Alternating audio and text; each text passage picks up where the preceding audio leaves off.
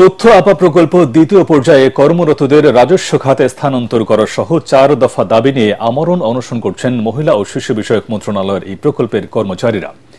জাতীয় প্রেসক্লাবের সামনে এই অনশন করছেন তারা। চলমান প্রকল্পের মেয়াদ আগামী 30 জুন শেষ হয়ে যাবে, কিন্তু প্রকল্পটিতে কাজ করা প্রায় 2000 কর্মীকে নিয়ে সংশ্লিষ্ট মন্ত্রণালয়ের কোনো পরিকল্পনা নেই বলে অভিযোগ করেন অনশনকারীরা।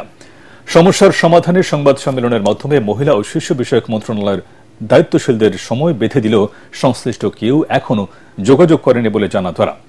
দাবি আদায় না হওয়া পর্যন্ত অনশন চালিয়ে যাবেন বলে হুঁশিয়ারি দেন তারা।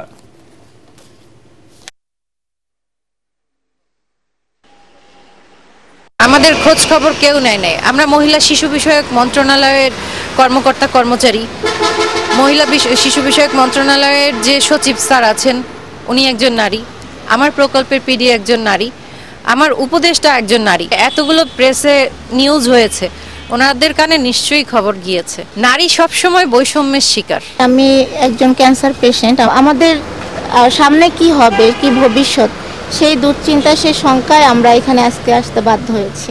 আমাদের রাজস্বের ব্যবস্থা করা হোক, আর এটা যেহেতু সময় সাপেক্ষ ব্যাপার, 6 মাস বা 1 বছর এনাফ টাইম না, তো সেক্ষেত্রে আমাদের মেয়াদটা যেন 3 থেকে অন্তত 5 বছর বাড়ানো হয়, যেন অন্তত আমরা আজকে রাস্তায় না বসে যাই বেকার হয়ে।